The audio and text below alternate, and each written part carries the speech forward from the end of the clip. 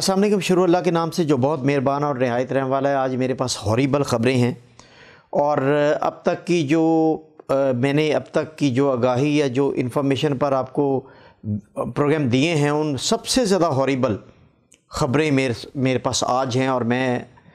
دکھی دل سے یہ آپ کو کنوے کرنے جا رہا ہوں۔ کچھ معاملات یہاں ترکی کے ہاریبل ہیں، اور اس سے پہلے پاکستان سے کچھ ہاریبل خبریں آ رہی ہیں، اور کچھ ذرائع نے تھوڑی سی تفصیلات دی ہیں جس کا میں آپ کے گوش گزار کرنا چاہتا ہوں کہ عمران خان کو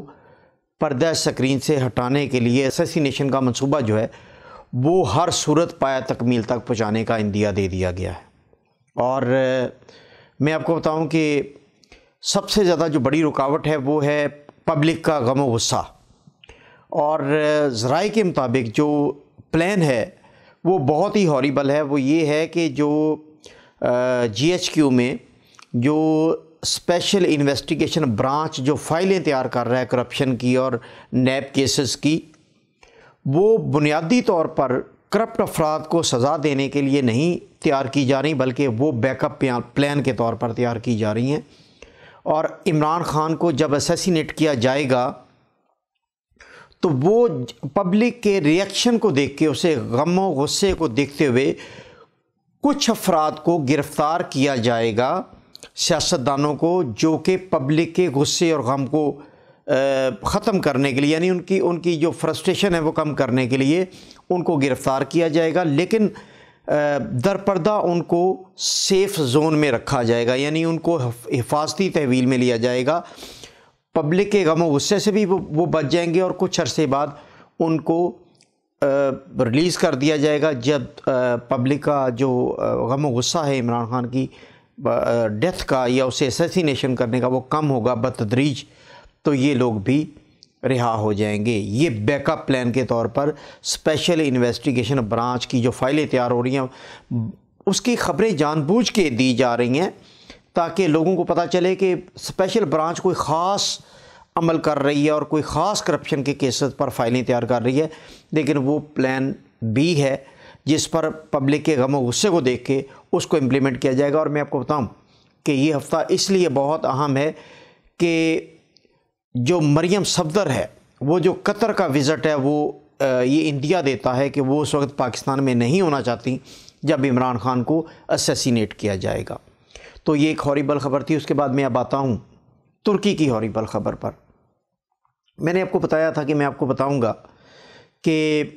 جو میلان میں اٹلی کے پاس کشتی کا حادثہ ہوا ہے جس میں 100 سے زائد افراد جاں بحق ہوئے، اور باقی ماندہ جو ہے وہ بڑی مشکل سے کرانے پر لگے، تو اس کے محرکات کیا ہیں اور وہ کیوں ہو رہا ہے۔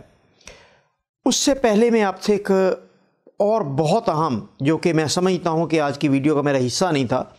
لیکن یہ میں آپ کو بتانے جا رہا ہوں کہ یہاں پر کیا ہو رہا ہے۔ ترکی میں یہ ہو رہا ہے کہ کچھ کمپنیاں کچھ غیر ملکی افراد پر مشتمل، اس میں افغانی بھی شامل ہیں، ایرانی بھی شامل ہیں، اس میں غیر ملکی، اس میں پاکستانی بھی شامل ہیں، ان کمپنیوں میں جاب آفر کی جاتی ہیں سوشل میڈیا کے ذریعے خواتین کو، خاص طور پر یونیورسٹی کی لڑکیوں کو جو بیرون ملک سے پڑھنے کے لیے یہاں پر جنہوں نے ایڈمیشن لیے ہوتے ہیں، اور ان کو جاب آفر کی جاتی ہے، اور پھر ان کو ان کے مشروبات میں انجیکشن دے کے ان کے ساتھ بدفعلی کی جاتی ہے، ان کی باقاعدہ تصاویر اور ویڈیو بنائی جاتی ہیں، اور پھر اس کے بعد انہیں بلیک میل کیا جاتا ہے، فائنینشلی بھی اور جسمانی طور پر بھی۔ یہاں کچھ کمپنیز یہ کام کر رہی ہیں، اور اطلاعات ہیں میرے پاس۔ ایک جو اسٹوڈنٹ ہے، جو ایک لڑکی ہے، اس کی اطلاع ہے، اور کیونکہ میں اس کا نام صیغہ راز میں رکھنا چاہتا ہوں اور صرف آپ کو الرٹ دینا چاہتا ہوں کہ میں اسٹوری پر کام کر رہا ہوں، اور میں آپ کو بتاؤں آج کی ویڈیو کے توسط سے اہم بات آپ کو یہ بتانا چاہ رہا ہوں کہ ترکش لاء میں بھی ہے یہ کہ اگر لڑکی یا خاتون اپنا نام صیغہ راز میں رکھنا چاہتی ہے تو یہ گورنمنٹ بھی اس کے لیے یہاں پر یہ بڑا سنگین کرائم ہے۔ یعنی آپ کسی کو اس طرح انجیکشن دے کے، مشروب میں کوئی نشہ ور چیز دے کے آپ اس کے ساتھ اس طرح کرتے ہیں اور بعد میں اسے بلیک میل کرتے ہیں، اسے فائنینشلی بھی لوٹتے ہیں اور دوسری طرح بھی اپنے دوستوں کے ساتھ، حتیٰ کہ یہاں تک کہ اپنے دوستوں کی محفلوں میں بعد میں بلیک میل کر کے شیئر کیا جاتا ہے، جو ہاریبل سٹوری ہے۔ اور میں آپ کو اس کی سادہ سی نشانی بتاتا ہوں کہ یہاں پر جو عسکری اجرت ہے وہ ہے تقریباً کوئی 10,000 لیرہ کے قریب، اور سیگے کے سوشل سیکیورٹی جو چارجز ہیں وہ ملا کے 12,500 12,000 لیرہ بنتی ہے، جو یہاں پر منیمم سیلری اور ویجز ہیں۔ اب اٹریکشن کیا دی جاتی ہے؟ اٹریکشن یہ دی جاتی ہے کہ $1,000 تک تنخواہ، 1 سے $1,500 دی جاتی ہے تاکہ اٹریکٹ ہو کے لوگ نوکری کے لیے رجوع کریں۔ اور جب ہائی سیلری دیکھتے ہیں، یہاں پر آپ کو پتہ ہے کہ جو کملک پر اور اقامت پر لوگ ہیں ان کو سوشل سیکیورٹی کمپنیاں نارملی نہیں دیتی، ان کی جو تنخواہ زیادہ سے زیادہ 8,000 لیرہ تک دیتے ہیں، جو اچھی تنخواہ دیتے ہیں، ورنہ 6,000 7,000۔ تو جب وہ دیکھتی ہیں کہ $1,000 اور $1,500 تک سیلری آفر کی جاتی ہے تو وہ اٹریکٹ ہو کے آتی ہیں۔ اور خاص طور پر اس کی دوسری بڑی نشانی کہ یہ صرف نوکری خواتین کے لیے رکھی ہوتی ہے، اسٹوڈنٹس کے لیے، خواتین کے لیے۔ تو یہ ایک ہاریبل سٹوری ہے، اور میں آپ کو بتاؤں کہ میں آج کی ویڈیو سے الرٹ کرنا چاہ رہا ہوں آپ لوگوں کے کہ اگر $1,000 $1,500 آپ کو تنخواہ آفر کی جا رہی ہے اور خواتین کے لیے آفر کی جا رہی ہے تو وہ آپ سمجھ لیں کہ بہت بڑا ٹریپ ہے، اور اس ٹریپ سے بچیں۔ اور میں آپ کو بتاؤں کہ ترکش حکام کو اگر آپ کمپلینٹ کرتی ہیں پولیس کو یا اعلیٰ حکام کو، تو نہ صرف آپ کا نام سیگا راز میں رکھتے ہوئے کارروائی ہوگی، بلکہ اس کو بڑا سنگین جرم سمجھا جاتا ہے ترکش سوسائٹی میں، تو ان کا کلا کما کر دیا جائے گا۔ خدارہ خاموش رہنے کے بجائے آپ اعلیٰ حکام کو اپنے وکلاء کے ذریعے آپ مدد دیں، اور آپ کا نام نہیں آئے گا، کیونکہ یہاں پر یہ سوسائٹی ایسی نہیں ہے کہ جو آپ کی تشہیر کرے گی۔ جو وکیل آپ کا ہوگا، جو آپ کو اعلیٰ حکام کے پاس لے کے جائے گا، یہ سنگین جرم ہے اور اس کے لیے اعلیٰ حکام کے دروازے کھلے ہوئے ہیں، تو جو آپ کو لے کے جائے گا وہ بھی، اس کو بھی انٹرسٹ نہیں ہے، وہ آپ کے ساتھ ہمدردی ضرور کرے گا، آپ کا چیزہ یا آپ کا نام باہر نہیں لے گا۔ تو خدا کے لیے، باقیوں کو بچانے کے لیے سامنے آئیں اور سیگا راز میں رہتے ہوئے آپ کارروائی ضرور کریں۔ اب میں آتا ہوں میلان میں اٹلی کی جو یہ مطلب ہاریبل داستان ہے۔ یہ جو کشتی تھی یہ پہلے ایک اور کشتی میں یہاں ترکی سے روانہ ہوئے، اور میں آپ کو بتاؤں کہ یہ ڈنکی کو گیم کہا جاتا ہے یہاں پر، اور اس کے تمام سہولت کار اور اس کے امپلیمنٹ کرنے والے یہاں ترکی میں مقیم ہیں، اور جو پیچھے پاکستان میں اور باقی ممالک میں ان کے جو انسانی سمگلر ہیں ان کے ان سے رابطے ہیں۔